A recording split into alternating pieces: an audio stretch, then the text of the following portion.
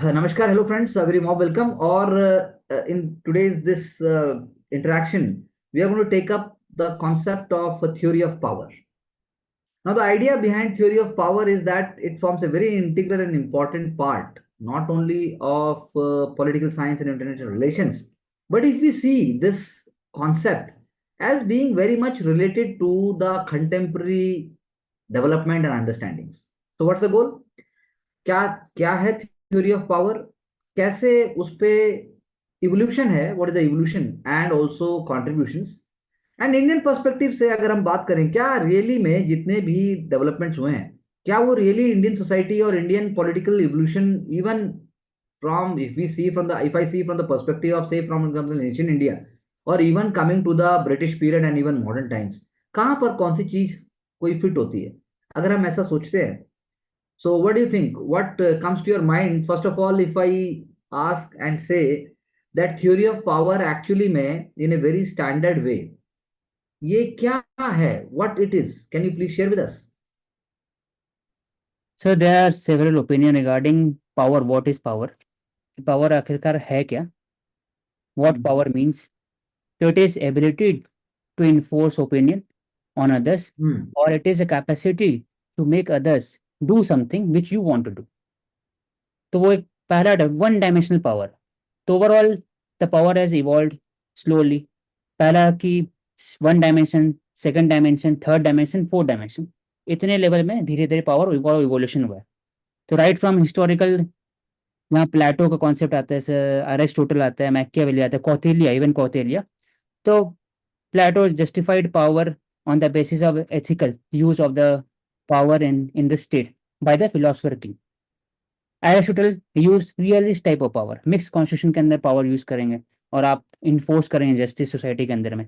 Kautilya was leader in political realism, even Machiavelli. तो concept of power different होते आ रहा है, लेकिन जो कन्वेंशनल सेंस है, traditional sense of power, it is based on state. कि पावर स्टेट के पास होगा, स्टेट फिर इन्फोर्स करेंगे सोसाइटी के ऊपर में.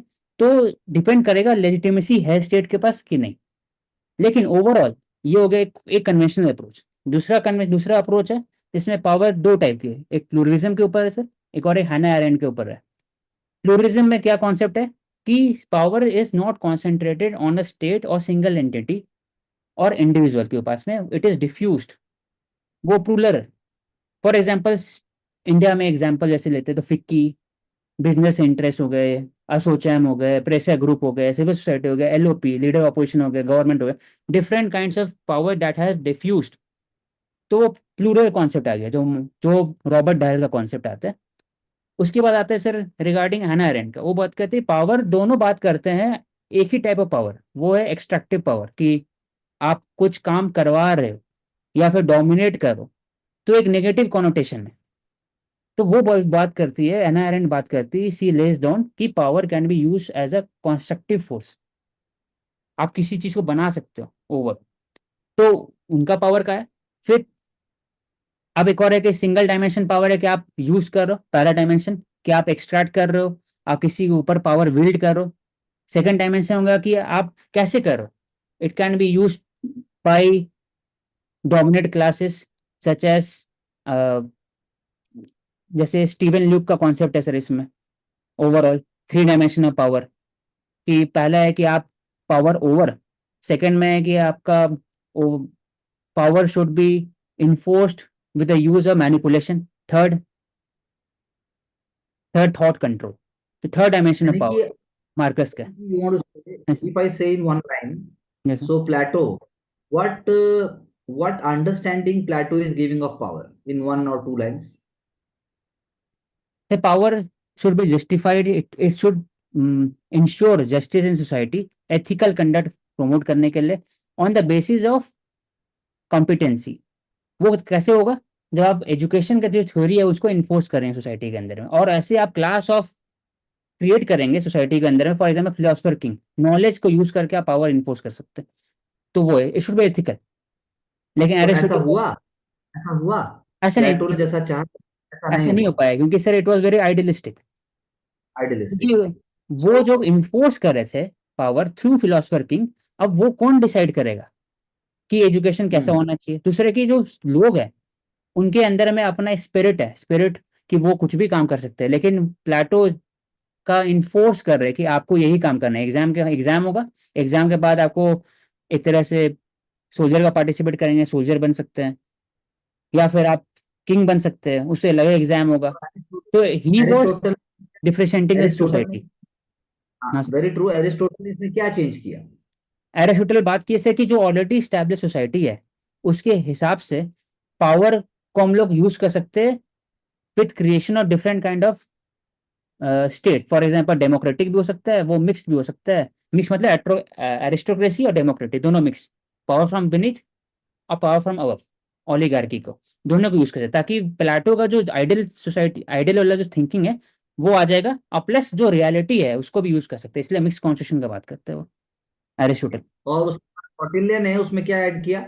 कौटिल्य बात करते हैं धर्मा, धर्मा के अकॉर्डिंगली पावर होना चाहिए, जो किंग के ऊपर होना चाहिए, जो स्टेट क्राफ्ट जिसको बोलते हैं राजामंडला, और सेवन सप्तंग, सप्तांग जो तो होता है जो हो गया। तो एथिकल करेक्ट। यूज, मैकियावेली और कौटिल्य में वैसे यही फर्क है कि मैकियावेली जस्टिफाइड वायलेंस, कि प्रिंस का पावर बढ़ने के लिए आप कुछ भी कर सकते हैं, लेकिन कौटिल्य ऐसा नहीं बोले। कौटिल्य के लास्ट जो गोल है, एंड्स, वो जस्टिस ऑफ सोसाइटी है और पब्लिक इंटरेस्ट। एलिमेंट, कौटिल्य वाले जो एलिमेंट्स है क्या इंडियन फॉरेन पॉलिसी में दिखाई देते हैं? Yes sir, Kautilya elements is seen in Indian foreign regarding nuclear doctrine, कि आप किसके लिए पावर बढ़ा रहे हो, तो ओवरऑल अपने जो एक एक्सट्रैक्टिव पावर बढ़ा रहे हो to contain China and Pakistan, as well as आप डेवलपमेंटल पावर बात कर रहे हो, सो दैट ग्लोबल साउथ को आप लीडरशिप कर सके। तो ओवरऑल आपका जो रिस्पॉन्सिबल यूज ऑफ पावर है ना, वो इंडिया दिखाता है long term. Neighbourhood first policy, neighbourhood for, yes. या मतलब ठीक है। तो उसके बाद आप जो 20th सेंचुरी में मॉडर्न टाइम में बात करते हैं पावर का, तो फिर उसका इवोल्यूशन में आप किन इंपॉर्टेंट एलिमेंट्स को देखते हैं? 20th सेंचुरी में जो पावर का इवोल्यूशन हुआ है, it was from the seen from the plural side, कि पावर इट नॉट सेट्स एक इंडिविजुअल के पास नहीं है, ना है कि एक सिस्टम के इंस्टीट्यूशन के पास है, वो डिफ्यूज्ड है, डिस्पर्स्ड है, वो मल्टी इंस्टीट्यूशन है। तो वैसे एग्जांपल प्रेशर ग्रुप हो गए।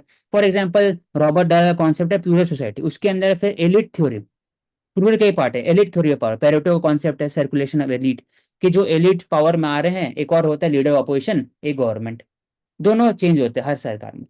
तो वो उनका हो गया। मोस्का का अपना एक थ्योरी है regarding the competency basis of elite. दूसरा कि रॉबर्ट वाइल का है पावर एलिट का कॉन्सेप्ट है, यूएस जैसे एग्जांपल है जहां पर मिलिट्री एलिट है, ब्यूरोक्रेसी फैमिलीज है, बुश फैमिली हो गए, वॉल्टन फैमिली हो गए, etcetera, different kind family.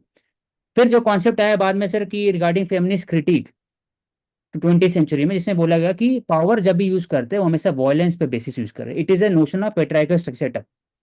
Power आपको यूज करना चाहिए to create something, to create something value. आप इकोलॉजी को कंजर्वेशन कर सकते हो। आप विमेन का जो रोल रहा है वो पेट्राइकल स्ट्रक्चर में सिर्फ पावर को यूज के थ्रू है, उनका एक फंक्शनल एस्पेक्ट रहा है, वो खुद का एस्पेक्ट नहीं है। For example women is seen as mother in law, women is seen as sister in law, women is seen as wife.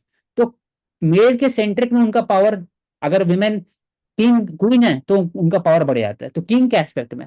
Women अगर वाइफ है तो उसके हिसाब से पावर होता है, तो अपने खुद का इंडिपेंडेंसी नहीं है। तो वो बात होता है, फेमिनिस्ट कॉन्सेप्ट आता है उसमें, radical, liberal, and third is Marxist. Marxist बोलते हैं कि ओवरऑल कि जो इकोनॉमिक सेटअप है वो थोड़ा सोशलाइजेशन की तरफ जाना चाहिए।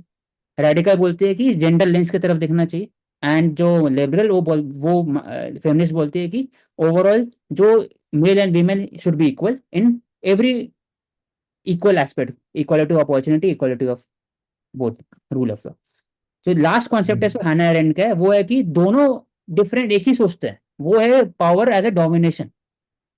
लेकिन हैना अरेंड बोलती है पावर ओवर होता है, पावर टू होता है। तो बात करती है पावर ओवर का बात हमेशा हो रहा है अभी तक में, चाहे प्लूरल डेमोक्रेसी की बात हो, एलिट थ्योरी का बात हो, फेमिनिस्ट थ्योरी का बात हो, चाहे वो कन्वेंशनल अप्रोच हो स्टेट के हिसाब से।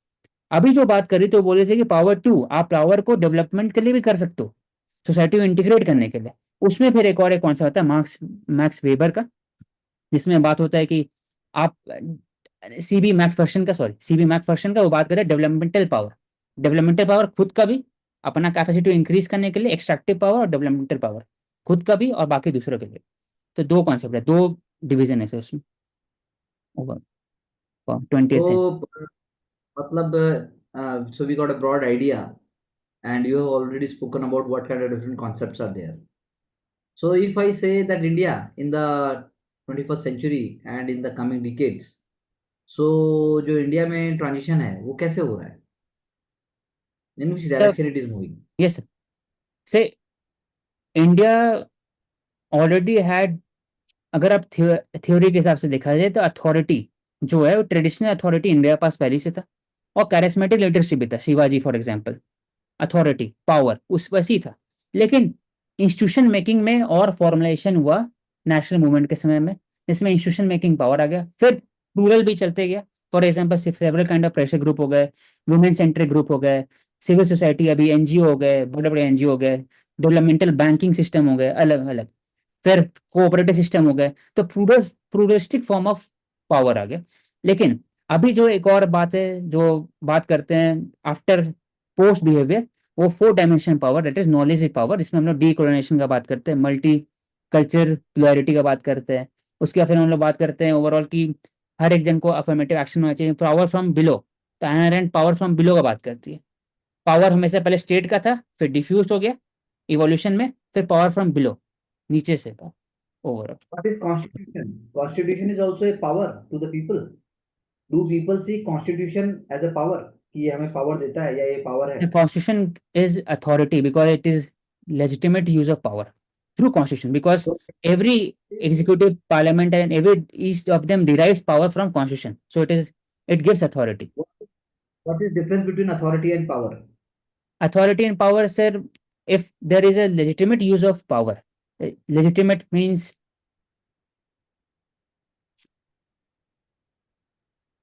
कि रॉबर्ट डायर कॉन्सेप्ट इसमें है सर, रॉबर्ट डायर का सॉरी मैक्स वेबर कॉन्सेप्ट इसमें तीन है कि लेजिटिमिटी कैसे मिलता है।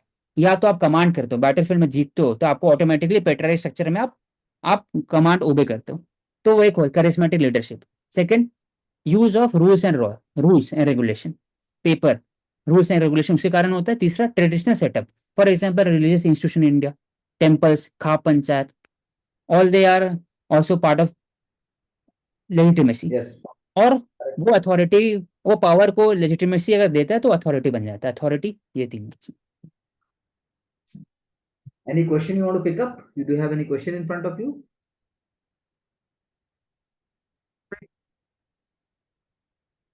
So, going with the concept of power, that is hegemony, ideology, and legitimacy. Before getting into again question, can you please, in one line, in your own words, try to distinguish between hegemony, I mean, power. How power is hegemony? In one line, please share. So power, when it is consented by the public, it is hegemony. Consent can be legitimate, it can be illegitimate, but consented अगर होगा तो फिर hegemony के लिए। For example Gramsci के cultural hegemony हो गया, ideology as hegemony हो गया सर, डिफरेंट। वर्ल्ड में अगर आपके हिसाब से मैं बोलूं, पावर अगर कल्चरल हेजिमनी की बात की जाए तो किसकी है, वर्ल्ड में किसका है? यूएस से, through use of Hollywood, normative power. Bollywood है, सब कुछ है, लेवाइस, सब कुछ, ये पावर है, ये इट इज हाँ all sir, power. And ideology, we have discussed ideology, we just spoke about कैसा प्लेटो एरिस्टोटल वो पूरा आइडियोलॉजी लेके आता है। तो इज द इसमें बस इवोल्यूशन एक दैट वी हैव। इसमें ऐड कर सकते हैं आइडियोलॉजी, पावर एज आइडियोलॉजी में, कि power is still not defined particular, it has several definition. वैसे आइडियोलॉजी भी डिफाइंड नहीं, वो बस एक तरीका बता रहे हैं, डिफरेंट ओपिनियन है उनके ऊपर कैसे पावर को वो सब। Now let's take up one question from the past, and one we will take up from the present. जैसे आप बोलते हैं कमेंट करना है, politics as a power concept, politics as a power concept, तो हाउ यू विल से?